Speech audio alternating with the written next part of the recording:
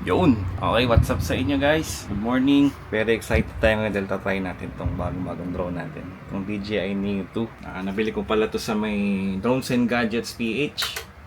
Okay, shoutout pala sa'yo. Kay Sam Mervin Ramos. Ayan, binati kita. Next purchase ko sa'yo, that may discount na. So yung drone natin, ito siya. Makikita nyo, napakaliit lang. Napakagaang kasi sobrang gaang. Ayan, connected na. Nagre-read na siya. Okay, so ito ni drone natin. Nabuksan na natin siya. Lagyan natin sa baba. Alam mo na, baby boy. Okay, tapos ito naman, yung ating goggles. 1, tapos hold. Yun. Okay, tapos pati itong controller natin. Ito naman siya. So, press, hold. Pre-flight. Check. Ayan. Kita natin to. Oops. Nagugulo pala yung hair ko dito. Okay. So, make sure surrounding area is safe. Safe naman dito. 99% battery. Hindi nyo pala nakakita. Pwede nga pala mag-record dito. Ayan. Okay, so yung drone natin, para mag-record din siya doon. Alam ko dito yung sa setting. Makikita nyo na yung interface dito sa may goggles ko. Nagre-record siya. Yan, 15 seconds in. Tapos ito, ang pang-record ng drone. Ito sa gilid. Pag pinunod ko yan, magre-record na yung drone. Magre-record na dapat siya. Okay, sige. Start natin yung motor natin.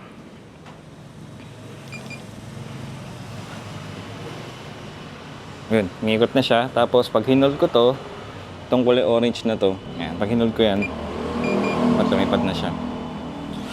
Oop! Okay, clear. Okay, pag up and down, kahit wala kang hawak, nag-up and down siya. Pero para ba mag-left right siya, kailangan i-hold mo to ng half press. Yan.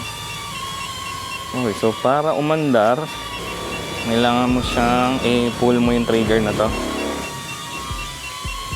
Ano? O, diba? Ay, nag-army. Hello guys! So dito tayo dadaan sa may medyo clear. Okay. Okay, pupunta tayo dito sa may bakuran. Parang busy siguro ang mga tao dito. Okay, ang cool dito sa drone na to. Kasi imagine niyo, nadala ako sa bahay namin. Pero nakakapasyal ako dito sa may bakuran. O, diba? Sige natin ang asawa ko. Ay, si mami. Okay. Diretso lang tayo. So yung pagbaling niya, ito, bubuhal mo lang tong parang stick na to. Tapos kakalabitin mo para umandar. So naka half press lang ako dito kasi gusto ko mabagal lang muna yung, syempre first flight pa lang to. Okay. May lusutan dito. Sobrang cool na tong drone na to kasi imagine niyo, nandito lang ako sa may garahe pero nakakapasyal ako dito sa Bibakuran. Kaya hindi ko alam kung pwede ba tong, dito na ako sa bakuran. Dito yung kotse ni Bennett, yung bahay ni Dico. Wow. Ito naman yung bahay ni Pao. Ang di ko sure kung pwede bang i-project tong nakikita ko na to sa iba. Hindi ba sa tablet o sa external monitor. Wow. Pwede tayo lang pa dito. Pagka pala pinupull press siya, sobrang bilis. Testing. Wow. Oh, tapos napaka-stable na connection niya. Kahit nandito na ako sa bakuran, hindi pa rin nababawasan yung signal ng remote. Hindi ko pa natetest kung gaano kalayo ang kayang liparin na to eh. Punta tayo sa kapitbahay. Baka may puno sa paligid. Wala naman. Isa pa kagandahan sa drone na to, meron siyang omnidirectional na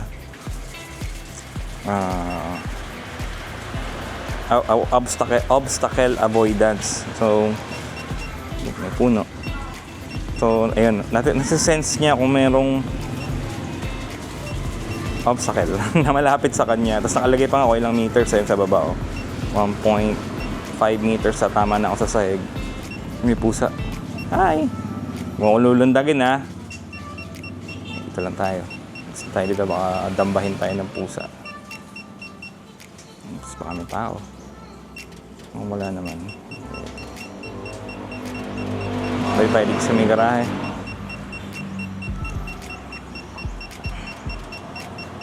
Kailangan pala nagdo-drone ka. Pwede kang backstabin sa likod. Kung merong magti-trip sa'yo dito sa akin. Pwede akong backstabin. So, lilipad tayo dito pataas. Yan na. Woo! Yan, sulit na sulit. Actually, isa to sa parang... Actually, ito na yung pinaka-entry level na FPV drone ng DJI ngayon. Tapos napaka-affordable lang niya, guys. Sa halagang 30,000, makakapag-try ka na ng FPV drone. By the way guys, nabili ko nga pala to sa Drones and Gadgets PH. Dito lang ang located sa may Bukawi, Bulacan. Pagka taga Bulacan kayo, hindi na kayo kailangan lumayo. Nandyan lang sa may Bukawi yung store niya. Siyempre ang aking very good friend si Sam Mervin Ramos. Uy, may gwapo dito oh. Yun oh. Nakapogi oh. Okay master, pagka bumili ko sa'yo, discountan mo ako. Yun. Pogi. Try naman natin na ngayon na yung may 62% yung battery kasi may bagal lang tayo magpalipad kaya hindi siya nalobat agad. Try naman natin medyo mas mabilis ng konti. Wow. Okay, pag full speed, ito na pala yung full speed niya. Para ka talaga nagpapalipad ng jet. Okay, lipat tayo dito. Wow! Oh, half speed. Kakatakot. Bagong-bago, baka crash to. Pero isa pang advantage nito, bukod dun sa omnidirectional na obstacle avoidance niya, meron siyang mga propeller guard.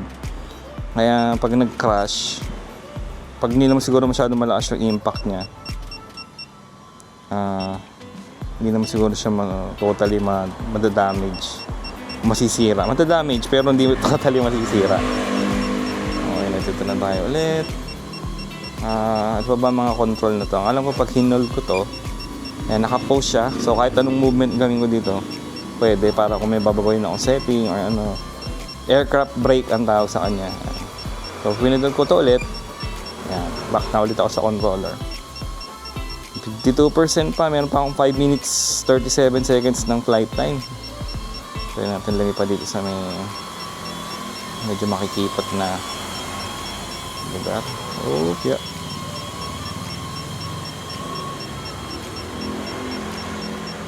Wow. Nakakatulong din na medyo kabisado mo dapat yung lugar na pinagpapaliparan mo. Pero syempre pinaka-safe pa din kung papaliparin mo to sa talagang open area. Diba, sa bukid or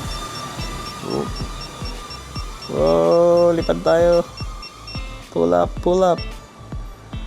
Wow, nasa bawalan. Try ko nga magpunta kala Job. Tignan ko mababawasan yung battery signal ko. May puno dito. Try natin lumusot sa ilalim. Uy, nandito nga pala yung pusa. So, iwasan natin lumipad ng medyo mababa kasi baka dambahin tayo ng pusa. Ang hindi ko pala naisip gawin, magpalipad ng nakaupo. Ngawit na ako. Mas maganda pala ito kung nakaupo ka para chill ka lang. Hindi tayo dito sa kapitbahay. Tayo dito sa puno. Go! Para talaga nagpapalipad dito ng airplane. Tapos naalala ko tuloy yung scene sa yung sa zombie movie. Kung napanood nyo na yun, yung Stay Alive? Stay Alive yata yun, yung Korean. Tapos kinontrol niya yung FPV drone niya. Parang ganito pala yung feeling nun. Pwede ka mag-espiya sa kapitbahay. Try natin umangat dito. Tapos sisilipin natin yung bahay ni engineer kung engineer, gising ka na ba dyan? Yan. Pwede mong silipin pero wag kasi invasion of privacy yan. Nag-release siya or na tayo dito. Mga pa on 3 minutes flight time. Actually, pag ganyan, hindi ko na i-release yan. Ilalanding ko na siya. Dito na siguro sa harap ko yung drone. Supposedly. Ito na nga siya. Okay, face to face. Hindi ko lang alam kung paano mag-capture dito ng picture, pero so paano pala to i-landing? Ang alam ko, pagka nilagay ko to sa harap ko, ganyan. Actually, dito ka. Ito pala sa control. Hindi ka nasa goggles. Forward. Harap sa akin. Tapos forward. Dito. Yan. Tapos pag nilagay mo yung palad mo sa ilalim, nag-blink na siya ng red. Sa may low bat na yata. Paano siya mag-landing? Ganyan.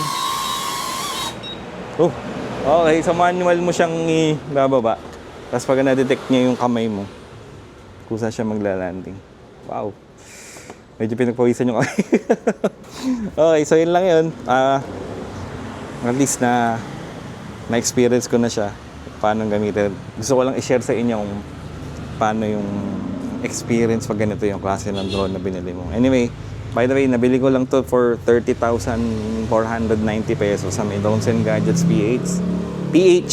Shoutout sa'yo ulit, Sam Mervin Ramos. Thank you sa napaka bangis na deal. Yeah. So yun lang. Thank you so much sa panonood. See you next time.